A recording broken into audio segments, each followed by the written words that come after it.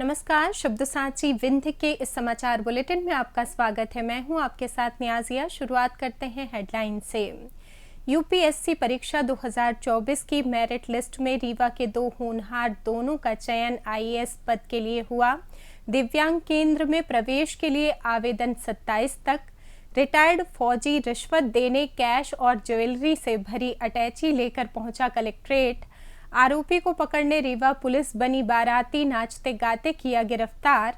Pensioners के हितों पर सरकार की दोहरी नीति के खिलाफ प्रदर्शन। महाबोधि महाविहार मुक्ति आंदोलन की पदयात्रा पहुंची Rewa. UltraTech cement plant Rewa के कर्मचारी पहुंचे कलेक्ट्रेट। आईटीआई मऊगंज में 25 को युवा संगम। मऊगंज में मंदिर के पास शव दफनाने को लेकर दो समुदायों में विवाद। सतना में पकड़ाया ट्रेनों में चोरी करने वाला रीवा का बदमाश। शहडोल में शादी के दूसरे दिन हादसे में दूल्हे की मौत, गया था दुल्हन के लिए तोहफा लेने। सीधी में दो बाइक की टक्कर में एक घायल। और एमपी के सीधी में तापमान 44 डिग्री पार, रीवा सहित 9 जिलों में लू का अलर्ट। अरे रोमा, तेरा ये वॉलपेपर तो बहुत खूबसूरत है। कहाँ से लिए नहीं, बनवाए हैं यूनिक एडवर्टाइजिंग से, जहाँ कोई भी अपनी मनपसंद डिजाइन या थीम देकर वॉलपेपर बनवा सकता है। और यही नहीं, दीवारों पर सजाने के लिए खूबसूरत पेंटिंग्स, खिड़कियों के लिए ब्लाइंड्स भी आपकी थीम या डिजाइन पर बनाए जाते हैं। मैं तो कहती हूँ तो अभी कॉल कर और सजा ले अपने घर या ऑफिस को। अब खबरें विस्तार से। संघ लोक सेवा आयोग यानी यूपीएससी परीक्षा 2024 का परिणाम जारी हो गया है। हमेशा की तरह इस बार भी रीवा जिले के होनहारों का नाम यूपीएससी की मेरिट लिस्ट में शामिल है।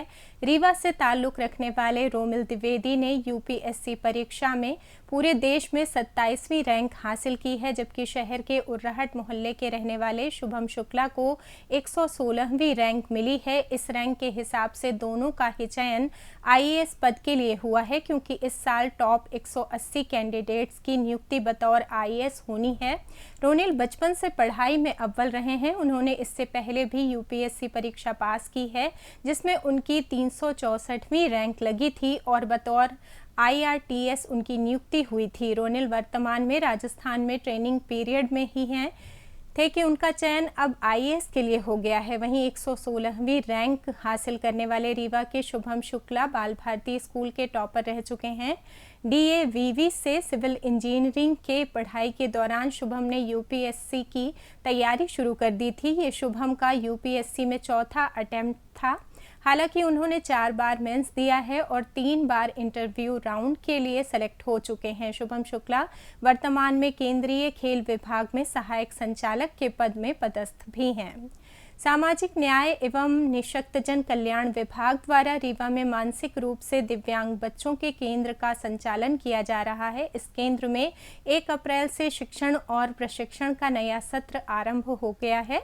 प्रशिक्षण केंद्र में प्रवेश के लिए मानसिक रूप से दिव्यांग बच्चों के अभिभावक 27 अप्रैल को शाम 4 बजे तक आवेदन पत्र जमा कर सकते हैं। केंद्र के अधीक्षक ने बताया कि प्रशिक्षण केंद्र में प्रवेश के लिए साक्षात्कार 29 अप्रैल को दोपहर 12 बजे से चयन समिति द्वारा लिया जाएगा।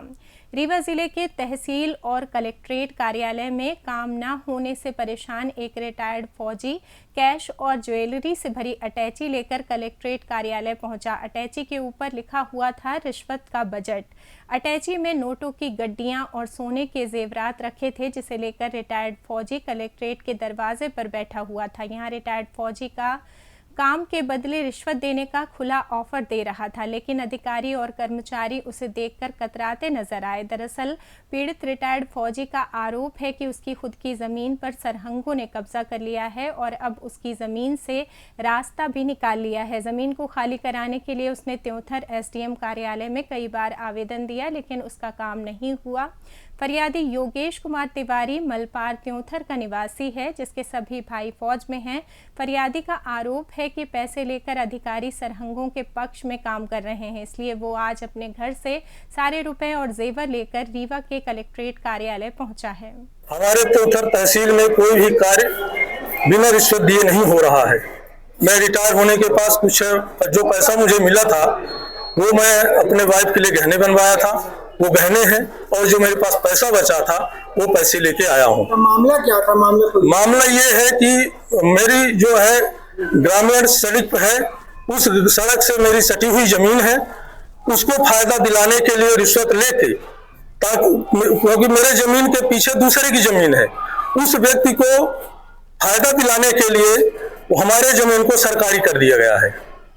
क्या चाहते, क्या मांग करते? मैं माननीय कलेक्टर साहब को पहले भी कई बार आवेदन दे चुका हूँ, फौज में रहते हुए अपने अधिकारियों के द्वारा भी वहां से भी लेटर दिवाया हूँ, सैनिक बोर्ड में भी जाकर लेटर दिवाया हूँ, और मैं यही निवेदन करने आया हूँ कि मुझे न्याय चाहिए। मैं ये नहीं बोल रहा हूँ कि मैं राजा हरिश्चंद्र का बेटा हूँ कि मैं राजा हरिश्चंद्र हूँ, मैं ये बोल रहा हूँ कि आप वहां चलिए, मेरे सामने नपवाइए और जो सही है उसको तुरंत कार्रवाई कीजिए।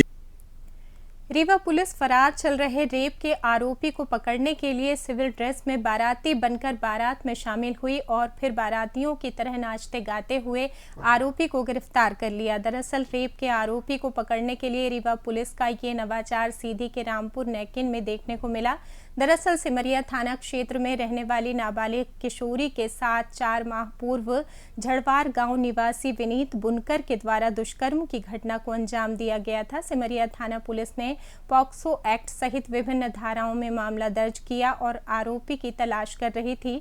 पुलिस को मुखबिर और साइबर की मदद से जानकारी मिली कि आरोपी पुणे और मुंबई में फरारी काट रहा है, लेकिन बीते दिनों 20 अप्रैल को एक बार फिर पुलिस के राडार में आरोपी का लोकेशन आ गया। इस बार रीवा से सटे सीधी जिले में स्थित रामपुर नैकिन में आरोपी के होने की सूचना पुलिस को मिली, जिसके बाद पुलिस ने जाल बिछाकर उसे पकड़ लिया। पुलिस ने आरोपी को कोर्ट में पेश कर जेल भेज दिया है। पेंशनर्स के हितों को लेकर सरकार की दोहरी नीति के खिलाफ वरिष्ठ नागरिक पेंशनर्स एसोसिएशन द्वारा कलेक्टर व कमिश्नर के माध्यम से प्रधानमंत्री के नाम संदेश भेजा गया है। रिटायर हो चुके अधिकारी एवं कर्मचारियों ने कलेक्ट्रेट का घेराव करते हुए बताया कि सरकार के द्वारा वर्ष 2025 में नया कानून वित्त विधेयक पेश किया गया है। इस विधेयक में 1 जनवरी 2025 के बाद जो रिटायर होंगे उन्हें ही 8वें वेतनमान का लाभ मिलेगा। जो इससे पहले रिटायर हो चुके हैं उन्हें इस लाभ से वंचित किया गया है। पेंशनर एसोसिएशन ने मांग की है कि सभी को समान रूप से लाभ दिया जाए। हम लोग यहाँ पे सभी पेंशनर साथी इकट्ठा हुए। वो भारत सरकार द्वारा 8वें वेतन आयोग का गठन किया गया। उसमें उन्होंने जो 8वें वेतन आयोग की अनुशंसा के लिए रखा है, वो तिथि जो रखी है 1 जनवरी 25 रखी है। उसके पहले वाले जो कर्मचारी हैं उसको इससे वंचित रखा जा रहा है, जो सेवानिवृत्त हो चुके हैं। अच्छा, इस प्रकार की प्रक्रिया से जो आज कर्मचारी हैं भी, वो अगला जब वेतन आयोग आएगा तो उससे भी वो वंचित रह जाएंगे। तो उन लाभों को वो कर्मचारी, चूँकि कर्मचारी जिन्होंने अपने सेवा काल में लगभग 35 से 40 वर्ष की सेवा दी है, राष्ट्र की सेवा में अपने आप को समर्पित किया है, उनको अगर इस प्रकार से वृद्धावस्था में लाभ से वंचित किया जाता है तो ये एक अन्यायपूर्ण व्यवस्था होगी। इस अन्यायपूर्ण व्यवस्था के विरुद्ध हम शासन से अनुरोध करने के लिए आए हैं कि इससे उन्हें वेतनमान से वंचित न रखा जाए। वैसे भी उनका न तो वेतन वृद्धि लगती है, जो एक बार फिक्स वेतन हो गया उसी के आधार पे जो फिक्सेशन के समय उनको जो भी फिक्सेशन का वेटेज दिया जाता केवल उतना ही लाभ मिलना है, तो उस लाभ से उन्हें वंचित न किया जाए। अगर इस प्रकार की एक परंपरा शुरू हो गई तो आगे आने वाले कर्मचारी भी इस लाभ से सदैव वंचित रहेंगे। इसलिए पूर्व के सेवानिवृत्त कर्मचारी और आज जो कर्मचारी हैं, इन सबको उस लाभ से एक समान रूप से लाभ दिया जाए, जो भी फिक्सेशन के समय सरकार निर्धारित करेगी। महाबोधि महाविहार मुक्ति आंदोलन के तहत बौद्ध भिक्खु द्वारा सांची से बोध गया तक पदयात्रा निकाली जा रही है, जिसका नेतृत्व भिक्खु डॉक्टर आनंद रकीखत कर रहे हैं। मंगलवार को ये पदयात्रा रीवा पहुंची, जहां कलेक्ट्रेट के सामने लोगों को संबोधित किया गया। हम रीवा के कलेक्ट्रेट कार्यालय में सांची से आए हैं। सांची से बोध गया हमारी पदयात्रा चल रही है महाबोधि महाविहार मुक्ति आंदोलन के तहत। ये आप देख सकते हैं, ये हमारा पर्चा है और इसमें पूरी पदयात्रा हमारी जो है वो चेकआउट है। इस पदयात्रा को आप देखेंगे 41 दिन में हम लोग 1000 किलोमीटर की यात्रा करके करीब करीब 3 प्रदेशों को कवर करते हुए 17 से ज़्यादा जिले कवर करते हुए हम लोग पहुँचेंगे और 12 मई 2025 को हम वहाँ पहुँच जाएंगे 41 दिन बाद। ये हमारी पदयात्रा इसलिए है क्योंकि हम महाबोधि जो महाविहार है हमारा, जहाँ भगवान बुद्ध की जो स्थली ज्ञान स्थली है, उस ज्ञान स्थली को हम चाहते हैं कि मुक्त होना चाहिए, क्योंकि अभी वो ब्राह्मणों के कब्जे में है। अभी ब्राह्मणों के कब्जे में ऐसे है कि उसमें 1949 का जो एक्ट बना हुआ है, उस एक्ट के तहत जो है वो 5 ब्राह्मण हैं उसमें शामिल और 4 बौद्ध हैं। तो ब्राह्मणों का बहुमत होने की वजह से पूरा मैनेजमेंट ब्राह्मणों के हाथों में है। हम चाहते हैं कि उस बौद्धों के हाथ में होने। अल्ट्राटेक सीमेंट प्लांट रीवा के कर्मचारी मंगलवार को कलेक्ट्रेट पहुंचे। यूनियन के सदस्यों ने बताया कि अल्ट्राटेक सीमेंट के कारखाने में श्रम कानून का उल्लंघन किया जा रहा है, जिसके विरुद्ध कार्यवाही होनी चाहिए। साथ ही श्रम कानूनों का पालन कराने की मांग की गई। यूनियन के सदस्यों ने बताया कि सीमेंट प्लांट में कर्मचारियों से 48 घंटे लगातार काम लिया जा रहा है, जिससे हादसे हो रहे हैं। हाल ही में हुए हादसों में 2 लोगों की जान भी जा चुकी है। आज हम लोग कलेक्टर से मिलने के लिए आए हैं। अल्ट्राटेक बेला सीमेंट का कारखाना है रीवा में, और वहाँ आज आज़ादी के 75 साल बाद लगातार 24 घंटा 48 घंटा मजदूरों से काम कराया जाता है। इस दौरान 2 लोगों की मौत हुई। एक रमेश यादव था, वो बेल्ट में फंस करके मौत हो गई। वो 36 घंटा लगातार काम किया। इसी तरह 30 घंटा लगातार महेश चौधरी काम किया, उसकी भी मौत हो गई।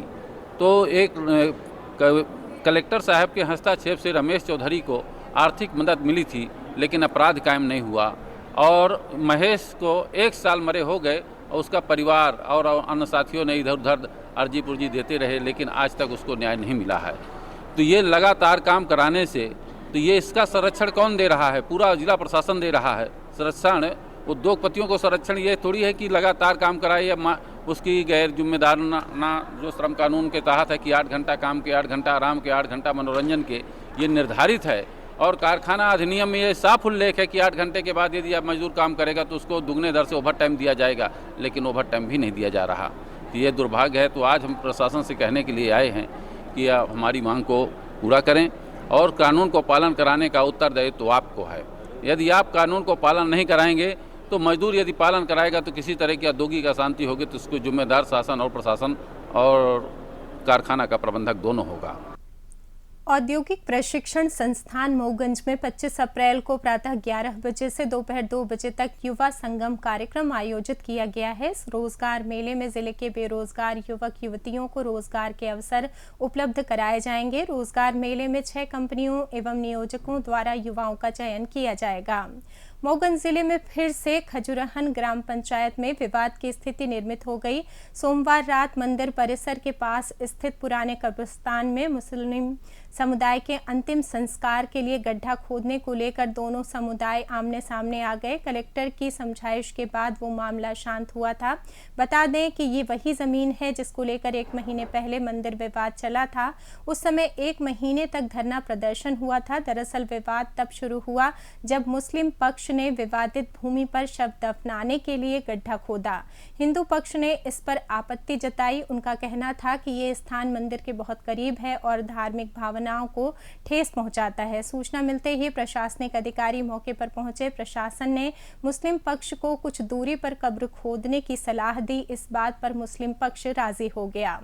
सतना जीआरपी पुलिस ने ट्रेन में चोरी करने वाले एक शातिर बदमाश को गिरफ्तार किया है। रीवा जिले के सिमरिया का रहने वाला 26 वर्षीय पंकज तिवारी ट्रेन यात्रियों के मोबाइल, बैग और पर्स चुराता था। आरोपी से पुलिस ने 2,59,000 रुपए कीमत के सोने चांदी के गहने और मोबाइल फोन बरामद किए हैं। जीआरपी प्रभारी राजेश राज ने बताया कि 3 अक्टूबर 2023 को चित्रकूट के किहुनिया गांव की रहने वाली 28 वर्षीय पूजा चतुर्वेदी सतना से मनिकपुर जा रही थी।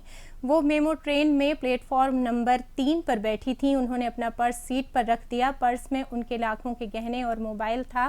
किसी अज्ञात व्यक्ति ने ये पर्स चुरा लिया। पुलिस ने सीसीटीवी फुटेज और मुखबिरों की सूचना के आधार पर आरोपी को पकड़ा। पूछताछ में उसने अपना जुर्म कबूल कर लिया और चोरी के सामान को भी बरामद करा दिया। पुलिस ने आरोपी के खिलाफ मामला दर्ज कर कार्रवाई शुरू कर दी है। शहडोल जिले के व्यवहारी थाना क्षेत्र में सोमवार को हुए हादसे में बारात लेकर लौटे नवविवाहित दूल्हे समेत 2 लोगों की मौत हो गई। मृतक दीपेंद्र साकेत की शादी 20 अप्रैल को सीधी जिले के मगरोहर गांव में हुई थी। 21 अप्रैल को विदाई के बाद दोपहर 1 बजे बारात घर लौटी। शादी में दीपेंद्र को उपहार में एक बाइक मिली थी। शाम को वो अपनी नई नवेली पत्नी के लिए सुहागरात का तोहफा लेने व्यवहारी गया। वापस लौटते समय घर से महज 2 किलोमीटर पहले सराई सांधा गांव के पास सामने से आ रही एक अन्य बाइक से भीषण भिड़ंत हो गई। हादसे में दूल्हे और दूसरी बाइक के चालक की मौके पर ही जान चली गई, जबकि दूसरी बाइक पर पीछे बैठा व्यक्ति गंभीर रूप से घायल हुआ है। वहीं दूसरी ओर सजी संवरी दुल्हन घर में पति का इंतजार कर रही थी। हादसे की खबर मिलते ही दुल्हन पर तो मानो पहाड़ ही टूट पड़ा। वो बार बार बेहोश हो रही है। घर का माहौल गमगीन हो गया। मंगलवार को व्यवहारी अस्पताल में दोनों मृतकों का पोस्टमार्टम किया गया, जिसके बाद शवों को परिजनों को सौंप दिया गया। सीधी जिले के टिकरी में मंगलवार सुबह 2 बाइक की टक्कर में एक युवक घायल हो गया। दूसरा बाइक चालक मौके से फरार हो गया। घायल बख्शीश सिंह अपने घर के निर्माण के लिए सीमेंट लेने बाजार गए थे।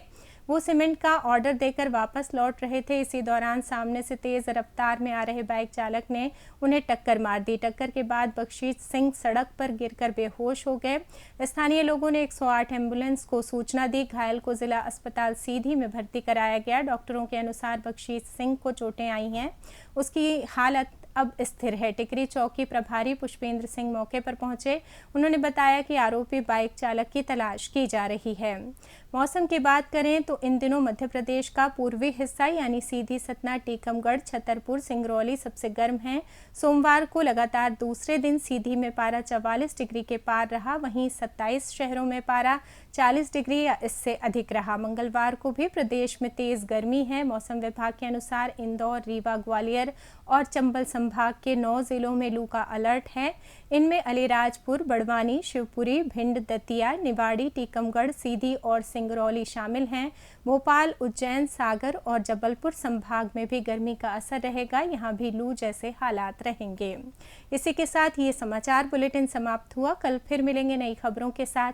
जुड़े रहिए शब्द साची विंध्य से, और विंध्य से जुड़ी तमाम खबरों के लिए हमारे चैनल को सब्सक्राइब कर दें। अपने आसपास की खबरें हम तक पहुंचाने के लिए स्क्रीन पर दिए नंबर पर आप संपर्क भी कर सकते हैं। धन्यवाद।